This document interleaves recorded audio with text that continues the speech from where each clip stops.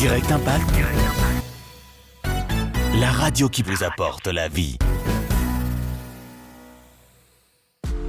Bienvenue dans l'émission qui vous guide vers les relations épanouissantes et un amour béni par Dieu.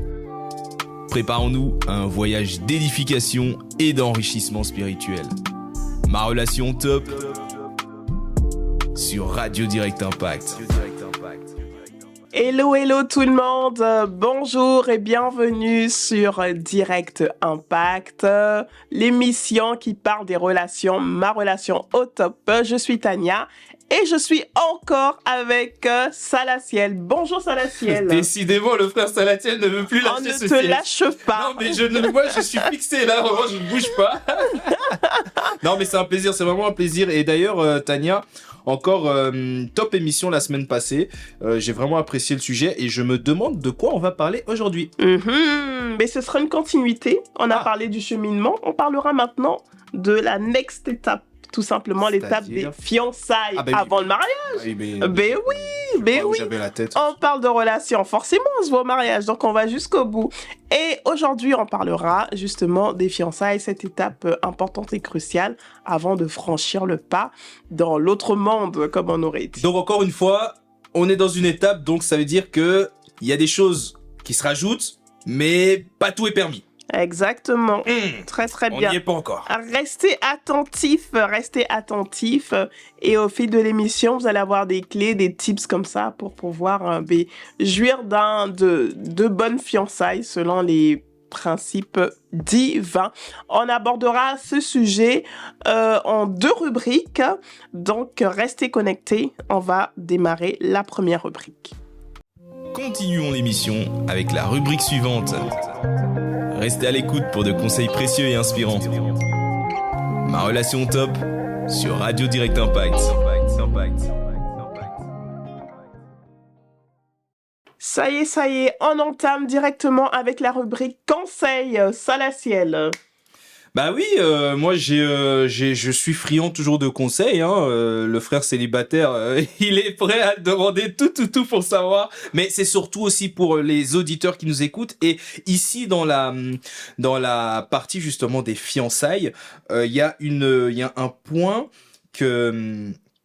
qui est quand même assez important à aborder parce qu'on se dirige, en fait, on est dans l'étape des fiançailles, on se dirige vers les mariages et il y a un point crucial qui, pour moi, est important à soulever et à émettre avant d'arriver au mariage, c'est la gestion des conflits.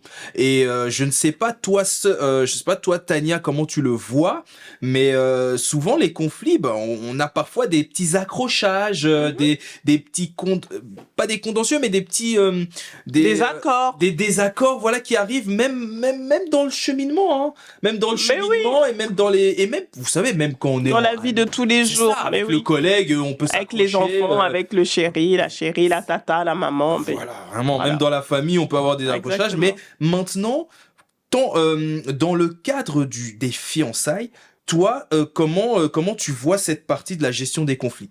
Alors déjà, très bien d'avoir évoqué ce sujet. Pourquoi? Parce que des fois, on est trop dans un monde de bisounours, pardon. Oui, on s'aime, on est in love, on est amoureux, on va pas s'embrouiller et autres. Et quand on s'embrouille, c'est pas grave.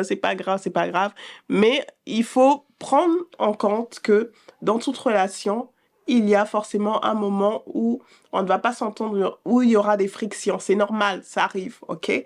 On est des personnes différentes de manière physiologique, on a des éducations différentes, on vient de lieux différents. Et tous ces éléments font en sorte qu'à un moment ou à un autre, on aura forcément une divergence d'opinion ou de manière de faire. Alors le point est comment gérer ces conflits pendant les fiançailles. Et ça, c'est ça ton point, ça? Bah oui, moi là, j'attends là, par exemple, j'attends, les auditeurs attendent une sorte de technique, une astuce, un truc un peu pratico-pratique pour, par exemple, gérer un conflit, là, voilà, il y a un désaccord, on ne veut pas, nous on est des enfants de Dieu, on ne veut pas se coucher sur notre colère, donc comment... Ok, très bien. Déjà, même avant le comment, il faut Peut-être il y a des couples hein, qui n'ont pas forcément eu de conflit ou de par leur tempérament, mais il y a un qui va encaisser sans pour autant encaisser, hein, c'est sa nature, bon, il est un peu fuyant dans les conflits et autres, du coup ça va Très passer. diplomate. Exactement. Mais pour la période des fiançailles doit servir au fait de s'asseoir et de se dire, OK, chérie, là on va rentrer, on est à l'antichambre du mariage, là, on va rentrer dans... Attends. Le chéri, ça passe dans les fiançailles? Mais oui, Oui, les c'est bon. fiançailles, ça passe. Les petits tes appellations Oui, là, ça passe. c'est Tout bon. le monde est au courant, tout ça, c'est Ah, bon, ça ok, passe. ok. Oui, ça C'était une passe. petite parenthèse. Hein. Vous me Oui, disiez, ça moi, je suis très sensible. Il y a des mots comme. Non, mais il y a des oui. mots. Ça Mais oui, réveille quand la même. relation exclusive cachée est maintenant une relation exclusive aux yeux de tous. Donc, Ok. on peut se permettre certaines attentions particulières. Ok. Voilà. Donc voilà. Du coup, je reviens sur le point qu'il faut s'asseoir et discuter, OK, comment nous, en tant qu'enfants de Dieu, on décide de gérer nos conflits. Mhm. OK, il faut, bien sûr, en s'appuyant sur la parole. En s'appuyant sur la parole, il faut statuer de comment nous, dans notre foyer, comme on doit le faire aussi dans d'autres domaines, comment on va gérer nos finances, l'éducation des enfants, la gestion des belles familles. Voilà, c'est tous ces sujets qu'il faut mettre sur la table et discuter de comment nous, dans notre foyer, on va fonctionner. Donc, je reviens sur la gestion des conflits. On part sur que dit la parole? Qu'est-ce que la parole dit? Parce qu'on ne s'appuie pas sur notre propre intelligence ni sagesse, mais on s'appuie sur la parole. Parce que nous sommes enfants de Dieu. Que dit la parole? Ok, la parole dit ne vous couchez pas avec votre colère. Je paraphrase. Ok, concrètement, comment nous, on va le matérialiser chez nous? Ok, je suis fâché, t'es fâché. Premièrement, on décide de ne pas aller au lit en ayant cette rancœur sans pour autant avoir parlé ou avoir discuté. Alors, on peut discuter en parlant ou on peut discuter en écrivant. Parce qu'il y a des gens, ils sont beaucoup plus à l'aise quand ils sont en colère, quand ils ont plein d'émotions. Ils sont plus à l'aise à l'écrit. Ou de décharger tout sur un papier. Exactement. Manuscrit, Ça ouais. reste à l'écrit, Ouais, tu ouais, vois, ouais. que de parler. Pourquoi? Parce que la charge émotionnelle est trop forte et autres. Il y a l'autre personne peut dire, écoute, moi j'ai besoin d'abord de sortir. Supposons qu'on ait une dispute, j'ai besoin d'abord de sortir avant de parler. Respecte aussi le choix de l'autre. C'est ça, le fameux je vais faire un tour, je reviens. Exactement. Ouais, et il faut revenir quand même. Hein. Faut mais pas, bien sûr. Bien sûr. Donc, c'est tous ces éléments qu'on doit mettre, en fait, qu'on doit mettre sur la table et discuter, échanger, OK? On se dit, OK, le principe de la parole, c'est on ne se couche pas en étant fâché, énervé, OK? Ensuite, au-delà de ça, comment ça se matérialise? On dit, en fait, que ce soit par les mots oraux ou par les mots écrits, ce qu'on a ressenti et autres. OK, on se demande pardon, même si on n'a pas forcément compris, même si on n'est pas forcément d'accord. OK? Et il y a aussi également, quand on est fâché, on ne s'injurie pas. Il y a des limites, il y a des mots qui ne sortiront pas de notre bouche. D'ailleurs, un enfant de Dieu ne prononce pas d'injures ou de mots. Après, c'est relatif. Hein. Enfin, on va pas rentrer là-bas. Voilà. Du coup, qu'est-ce qu'on se dit? En fait, il faut mettre derrière des actions concrètes, définir des actions concrètes qui nous permettront, qui seront des outils pour nous permettre de gérer nos conflits. C'est comme ça, en fait, mais qu'on définit, OK, on a défini comment on va gérer nos finances, comment on va gérer les belles familles, comment on va éduquer nos enfants. Voici comment, quand il y aura un conflit, un désaccord, on va gérer. Après, on peut l'écrire. Si vous avez une fiche, vous écrivez. Nous, on va gérer. On ne se couche pas. Si on est fâché, tu ne dors pas au salon. On dort dans le même lit. Vous voyez, c'est des éléments comme ça qu'on peut définir ensemble. Ah oui, on établit des clauses. Exactement. Ok. Donc du coup, il mieux vaut éviter. Il y a des choses à éviter. Est-ce que par exemple, la sœur ou le frère qui, voilà, ils n'ont jamais vraiment eu de clash, de clash, parce que vous savez, tu sais, il y a des situations, tant qu'on n'a pas eu, on ne sait pas comment on va agir, et puis même quand bien même on aurait établi, oh oui, on va faire ci comme ça, souvent quand ça arrive, on ne suit pas forcément le process. Bien sûr, mais on est tous des hommes, hein. Voilà, Exactement. on se fait surprendre. Alors, que penses-tu du frère ou de la sœur qui se dit, bon, pendant les fiançailles, ou admettons pendant le cheminement, ou les fiançailles, il se dit qu'il a envie, je sais pas, il se dit, il veut créer une situation pour voir comment ça va se passer. Est-ce que tu suggères d'éviter de faire ça, de créer des situations de conflit? Je trouve que c'est malicieux, en fait. C'est malicieux, ouais. Moi, j'aurais plutôt dit, OK, Seigneur, bon, crée une situation. Oui. Voilà, ou Seigneur, montre-moi comment cette personne gère la colère. J'aurais prié dans ce sens, en fait. Voilà. Prière un peu stratégique. Voilà, ou dire, mais Seigneur, montre-moi ce que je ne vois pas au niveau de comment il gère les conflits, quand il se met en colère, comment il réagit. Voilà, prier dans ce sens, et c'est Dieu qui va créer des occasions. Mais pas, je vais pousser. Non, je trouve que c'est un peu malin. Non, je suis pas pour, personnellement. Ok. Et concernant alors une autre partie justement dans les fiançailles, un point que je voulais soulever, c'est la partie de la préparation de l'événement. C'est-à-dire que voilà, là c'est concret, comme tu l'as soulevé tantôt, on est dans une relation exclusive, officielle, ouvertement publique. On se voit déjà dans la robe, on est en train déjà de parler du traiteur. Dans le costume aussi, parce qu'on parle toujours des robes. Voilà, du costume, du traiteur. Non, mais c'est quand même le jour de la femme, faut dire aussi, c'est le jour J. Oui, c'est son jour. C'est le jour de l'homme aussi. C'est le jour de l'homme aussi. Il attend sa chérie. Oui, bon, mais... On va pas glisser la barbe. C'est un autre sujet, on va pas glisser la barbe. Je crois que ça va partir en clash. On parlait de la gestion des conflits, ça tombe bien. Non, mais oui, voilà, on parle déjà du traiteur, on parle déjà de tous ces éléments, la salle et autres et tout. Cette préparation de l'événement pour les fiancés, comment l'aborder? Moi, j'aurais même envie de demander, de poser la question, doit-on déléguer? Doit-on se prendre, vraiment déléguer, c'est-à-dire on laisse un organisme s'occuper de ces choses-là et nous on a un œil peut-être de conseil, de supervision, ou alors on laisse carrément déléguer même à la famille, aux belles familles, parce que souvent c'est ça, on se dit que le mariage c'est souvent les belles familles qui disent ah oui moi je veux ci, ah non il faut comme ci, il faut comme ça, ou alors on se dit on prend tout, on gère tout.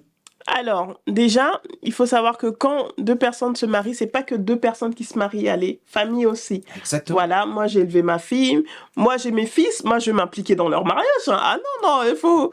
Voilà, du coup, il faut tenir compte de toutes ces choses et demander la sagesse au Seigneur pour gérer les choses. Il faut être conscient que dans toute organisation de mariage, il y aura des tensions. Des tensions, parce que les gens sont en stress, parce que les familles sont impliquées. Et je vous donne un petit secret, vous n'allez pas reconnaître vos parents quand vous organisez le mariage. Je dis ça, je dis rien. Enfin, alors, parce que c'est leur mariage, ce n'est plus le vôtre, c'est le leur. Ah, je prends note, donc... Donc, si vous remarquez des attitudes un peu compliquées, c'est normal. Voilà. Donc, on revient sur l'organisation du mariage. Alors, chacun voudra s'impliquer, ce qui est normal. Laisser la place à chacun. Quand je dis laisser la place, c'est pas chacun fait ce qu'il veut. Chacun apporte ses idées. Et c'est vous qui avez le dernier mot parce que c'est vous qui vous mariez. Bien sûr, si vous avez mis la main à la poche. Oui, parce que si vous n'avez pas mis l'argent, excusez-moi, mais c'est la personne qui paye qui décide un peu, quoi. Elle vous le dira pas comme ça, mais c'est un peu ça. Donc, j'encourage aussi à... Quand vous vous préparez pour le mariage, mettez de côté, de manière à ce que vous pourriez apporter, en fait. Ce n'est pas que les familles ou que un conjoint, non. C'est une histoire de deux personnes. Aussi petite que la somme soit, apportée. C'est important.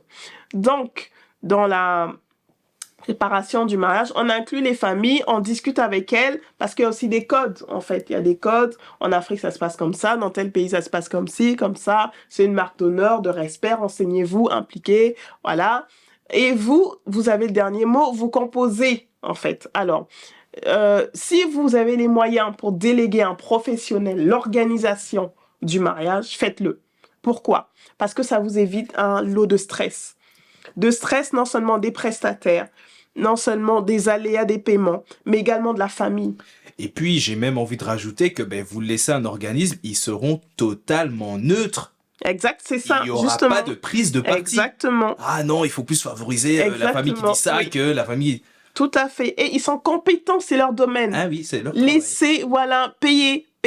Vous allez payer pour votre paix mentale. Vous en avez besoin. Vous avez payé pour votre quiétude. Non, mais c'est important. On se rend pas compte. Quand c'est la tata qui fait, ah oui, moi je veux 1 000 € pour le traiteur, d'accord. Ah, mais tu sais, ma chérie, il manque encore 500 € pour le gaz. Alors qu'avec le prestataire, on a signé. C'est fini, on a signé. Faites au maximum tant que vous pouvez. Faites faire les choses par des professionnels. Après, la famille, c'est un plus. Voilà, la famille simple. Si la tata veut rajouter des beignets, ben on rajoute des beignets. Voilà, du jus, on rajoute du jus. Mais faites avec les professionnels, ok? En expliquant, faisons aussi la démarche d'expliquer à nos familles parce que des fois, on est trop dans notre bulle là. Non, nous, c'est comme ça, carré, tout ça. Mais ma chérie, je t'ai élevée depuis que tu avais 1 an, hein, donc on va se calmer, tu restes ma fille. Expliquons aux parents, écoutez, c'est notre jour, on veut que vous profitiez aussi, ok? On veut que vous profitiez, on veut que, voilà, vous soyez calme, laissez, on va payer, ça va coûter de l'argent, c'est pas grave. Mais nous, ce qui nous importe, c'est que vous soyez là quand on va faire les photos, pas dans les fourneaux, pas en train de conduire la voiture. Il faut aborder, emmener le sujet comme ça. Voilà, il faut discuter avec les parents.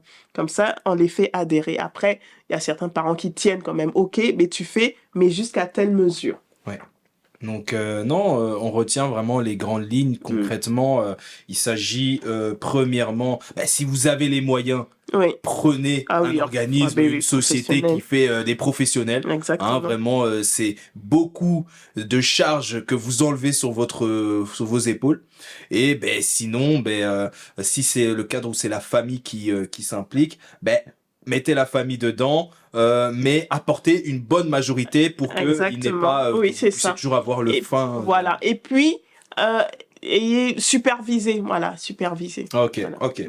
Mais super, non, c'était clair. Ok, très bien. On va passer maintenant à la dernière rubrique qui est... Inspiration divine. Très bien, on se retrouve. Passons maintenant à la rubrique suivante. Prêt pour de nouveaux conseils et enseignements ?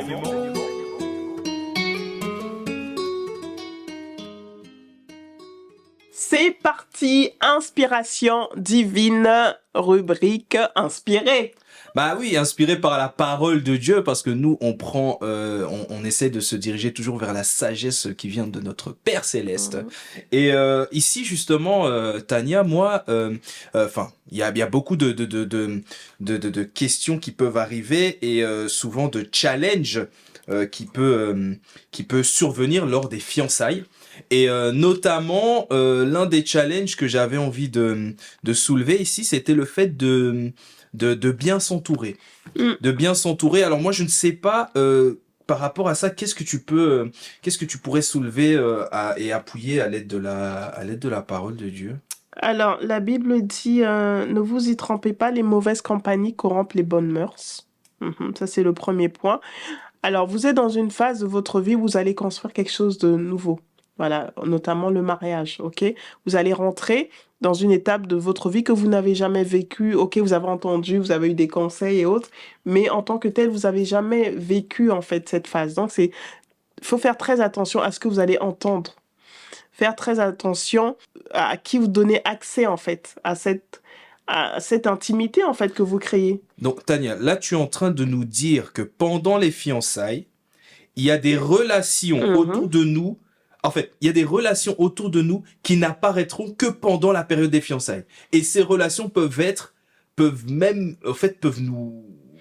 mener, en fait, vous tout construire ou vous détruire. Voilà. Détruire carrément cette union, en fait, qui est en train d'approcher. Exactement. Et même, ça peut être les relations passées, en fait, qu'on avait bien avant d'être fiancés, en fait. Est-ce que ces relations sont forcément... On dit souvent, les relations sont pour une raison, une saison et pour la vie. Il faut discerner. Alors, tel type de relation, est-ce que c'était juste pendant ma saison de célibat? Ok? Ou est-ce que c'est pour une raison, peut-être pour que je travaille tel type de points sur mon caractère, ou pour la vie? Il faut discerner déjà. Et ensuite, effectivement, quand on est en phase de fiançailles, on rencontre des personnes qui viennent. Mais il faut faire attention, en fait. Ok? Est-ce que cette personne...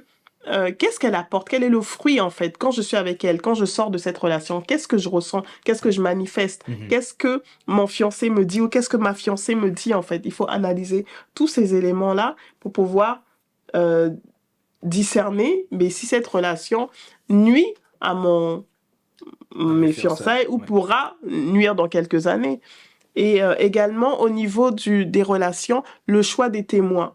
Mais alors concrètement, Tania, là, quand tu nous dis maintenant, ok, il faut bien s'entourer, les mauvaises compagnies corrompent les bonnes mœurs, bon, ça, c'est pas forcément que pour les fiançailles, c'est même dans oui, ça s'adapte à tout. Oui. Ça s'adapte à tout, au boulot, au travail, etc., etc. Maintenant, dans les fiançailles, de manière pratico-pratique, vers quelle compagnie doit-on nous diriger? Mais vers J'aurais dit des personnes mais déjà qui épousent nos valeurs. La discrétion, la sagesse. Quelqu'un qui ne va pas pointer que les défauts de ton conjoint. Mais tu parlais donc, par exemple, ici, tu parlais des parrains. Oui. des Est-ce que parents, ces oui. parrains font partie de aussi ces compagnies dans lesquelles on doit vraiment Ah oui, ah oui. s'accrocher? Pourquoi? Parce que ce sont des personnes qui sont passées par là où vous voulez aller. Elles ont forcément des conseils à vous donner. Elles ont un regard extérieur. Mhm. Donc, c'est important de, au maximum, profiter de leurs conseils, profiter de leur présence, leur poser des questions. Pourquoi? Pour anticiper et pour éviter certaines choses. Donc, il y a les parrains, il y a les témoins. Parce que les témoins, pourquoi? Parce que vous les faites rentrer dans votre intimité. Vous ne devez pas donner accès à n'importe qui dans votre intimité. Alors, juste pour que ça soit clair, les témoins, parce que bon, on entend Mm. toujours, ah oui, mariage, témoin, fille d'honneur, là. Les témoins, quel est leur rôle, leur position? Qui sont-ils dans notre entourage en général, les témoins? Alors, les témoins, déjà, de par la définition, témoin, c'est celui qui répond et dit oui, je suis la personne, mais qui témoigne, qui atteste de leur union. Voilà. Donc, c'est quelqu'un qui pourra vous défendre quand vous ne serez pas là. C'est des personnes qui pourront dire non, moi, je prends parti. Bien sûr, hein, si vous avez raison, pour ce couple, je me porte un peu garant pour ce couple, voilà, et leur rôle, c'est de vous accompagner mais dans cette nouvelle vie, en fait, d'être là, d'être ses oreilles attentives, d'être ses conseillers, d'être ses grands frères, ses mentors dans le mariage. Oui, mais alors, quelle est la différence entre un témoin et un parrain dans ça? Mais- Parce que le parrain aussi, il Après, conseille, c'est il témoigne. culturel, c'est- oui, après, c'est culturel, les histoires de parrains, mais la fonction est la même, en fait. Ok. On peut avoir un parrain, ce qui n'est pas forcément nos témoins, mais il faut noter le rôle de conseiller, d'écoute, de quelqu'un qui va me porter, qui va nous porter dans la prière aussi. Donc, Voilà. l'idée, en général, c'est que ces témoins en question soient un peu plus et une Oui, expérience. exactement. Qui C'est soit- ce qui est Bon, recommandé. déjà, il faut qu'ils soient mariés. Pas forcément. C'est-à-dire que je peux avoir des témoins qui cheminent? Non, pas qui cheminent, mais qui non. sont fiancés au moins. Minimum. Oui, qui sont fiancés, oui. Ils doivent être au même. Oui, après, souvent au c'est même statut. recommandé fortement qu'ils soient mariés. Ok. Donc, mais ok, non, c'est plus ou moins clair. Et il y avait un élément, c'est vrai que moi je voulais souligner, c'était notamment quand tu parlais du fait de bien s'entourer, d'avoir des bonnes personnes, surtout pendant cette période de fiançailles, qui peut être une période aussi de chute. Hein, Oui, faut le dire. exactement, il faut faire très attention. Faut faire attention. Donc, par rapport, tu disais à ces personnes qui sont autour d'eux, comment ils font, eux, comment ils gèrent leurs fiançailles. Exactement, il faut s'entourer d'autres fiancés, il faut fréquenter d'autres fiancés également. Ok. Pour savoir, mais vous avez les mêmes en fait défis dans la préparation au mariage, mais comment ça se passe, comment vous gérez vos parents, les prestataires, c'est comment ça avance. Vous avez quasiment les mêmes défis. Donc, le fait d'échanger, de partager, ça vous aide aussi, ça vous encourage, ça vous motive, ça vous donne des clés aussi pour mieux faire les choses. Les hommes aussi entre eux, du coup. Parfois, on est. Oui, bien sûr. On parle souvent de cette période où on commence vraiment à brûler. On commence vraiment à brûler. Peut-être certains se tiennent même déjà la main. Il y en a qui ont cette Après, maturité. on peut se tenir la main, oui. Voilà, c'est toute une question encore une fois de maturité, de savoir se contrôler, de self-control. Mais voilà, on a souvent cette tendance, on se dit, ben ça peut être aussi une occasion de chute. On peut voir aussi avec les autres fiancés comment ils font. Je voulais juste rajouter un truc, c'est que aussi dans la parole de Dieu. Pour terminer, rebondir avec ça, il y avait ce passage où justement dans la parole de Dieu, il y a Marie qui est fiancée à Joseph. Et qu'est-ce qu'elle fait? Élisabeth. Elle se dirige chez Élisabeth juste après l'annonce du fait qu'elle va être Exactement. maman. Et elle reste pendant une histoire de 5 à 6 mois, ce qui est quand même une énorme période. Et je crois que là, elle a dû énormément apprendre Exactement. de la relation qu'elle avait. Et non seulement apprendre, et je dis que Élisabeth est une bonne relation parce qu'elle a quand même couverte, elle n'a pas exposé Marie, elle n'était pas mariée à Joseph. C'est vrai. Voilà, elle a couvert sa cousine. Elle a gardé le secret. Donc il faut avoir essayer de chercher ces Élisabeth dans notre environnement, ces Exactement. personnes qui pourront couvrir ses Couvrir, secrets, voilà, couvrir nos ses failles et nous ouais. porter, nous aider mais dans la vision qu'on transporte du mariage et autres. Tout n'est pas parfait, mais Amen. on cherche le Dieu qui bâtit les relations. Amen, amen. Amen. Très bien, nous sommes arrivés au terme de l'émission. On espère vraiment que vous avez été édifiés, bénis, éclairés. Et on reste connecté sur directimpact.com et sur les réseaux. On se retrouve très, très vite pour une nouvelle émission. Merci. Merci de nous avoir rejoints dans Ma Relation Top. l'émission en quête de relations enrichissantes. Restez à l'écoute pour plus de conseils et d'inspiration. Nous nous retrouvons très bientôt sur Radio Direct Impact.